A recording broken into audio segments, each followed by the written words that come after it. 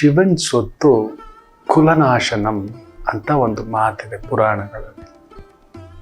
ಶಿವನ ಸ್ವತ್ತು ಅಪಹರಿಸಿದವರಿಗೆ ಕುಲವೇ ನಾಶ ಅನ್ನತಕ್ಕಂಥ ಮಾತು.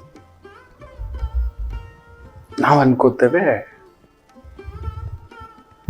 ದೇವ್ರ ಸ್ವತ್ತು ತಿಂದುಬಿಟ್ಟಿದ್ದೀವಿ, ದೇವ್ರ ಒಡವೆ ತಿಂದ್ಬಿಟ್ಟಿದ್ದೀವಿ, ದೇವ್ರ ಪ್ರಸಾದ ತಿಂದುಬಿಟ್ಟಿದ್ದೀವಿ. ಖಂಡಿತ ಇಲ್ಲ. ಅದಕ್ಕೆ ಕಡಿಮೆ ದಂಡನೆ. ಆದರೆ ಶಿವನ ಸ್ವತ್ತಿಗೆ ಸುದ್ದಿಗೆ ಬಂದರೆ ಇಡೀ ಕುಲವನ್ನೇ ಭಗವಂತನೇ ನಿಂತು ನಾಶ ಮಾಡ್ತಾನೆ ಅಂತ. ಅದರ ಅರ್ಥ ಏನು ಗೊತ್ತಾ ಮಕ್ಕಳೇ? ಪರಿಪೂರ್ಣವಾಗಿ ನನ್ನ ಆಚಾರ್ಯ ಪರಂಪರೆ, ನನ್ನ ಆಧ್ಯಾತ್ಮಿಕ ಬಂಧುಗಳೇ ತುಂಬ ಅದ್ಭುತವಾಗಿ ತಿಳಿಸ್ಕೊಡೋರು.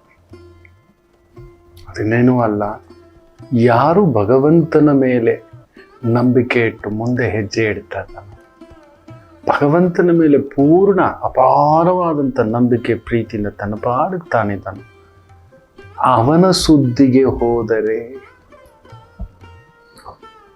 ಪ್ರಮದ ಗಣಗಳು ಬರೋಲ್ಲ. ಗಣಪತಿ, ಸುಬ್ರಹ್ಮಣ್ಯ, ಬೇರೆಯವರು ಇನ್ಯಾರೂ ಬರಲ್ಲ.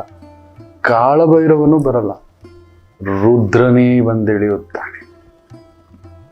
ಯಾವತ್ತಿಗೂ ನೆನ್ಪಿಟ್ಕೊಳ್ಳಿ ಮಕ್ಕಳೇ, ಯಾರು ಸುದ್ದಿಗಾದ್ರೂ ಹೋಗಬಹುದು. ಭಗವಂತ ಕೃಷ್ಣನೇ ಹೇಳ್ತಾನೆ, ಧರ್ಮದ ಸುದ್ದಿಗೆ ಹೋದ್ರೂ ಸುಮ್ಮನಿರ್ತೇನೇನೋ, ಆದರೆ ಧರ್ಮವಂತರ ಸುದ್ದಿಗೆ ಹೋದ್ರೆ ಮಾತ್ರ ನಾನು ಬಿಡುವುದಿಲ್ಲ.